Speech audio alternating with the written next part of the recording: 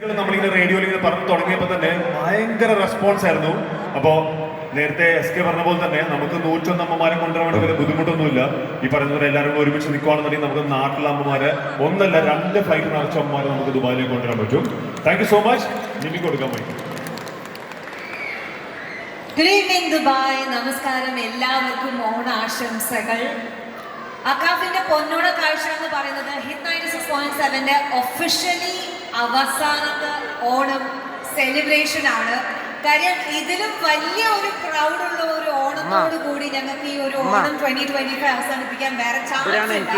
അത്രയും വലിയ ക്രൗഡ് ഇവിടെ എത്രയോ ഓണങ്ങൾ ഞങ്ങൾ ചേർന്ന് നടത്തിയിട്ടുണ്ട്. പക്ഷേ ഓൾമോസ്റ്റ് 18,000 ആൾക്കാർ വന്നുള്ള ഒരു ഓണം അത് പൊന്നോണ കാഴ്ചയിൽ മാത്രമേ ഞങ്ങൾക്ക് കാണാൻ കിട്ടാറുള്ളൂ.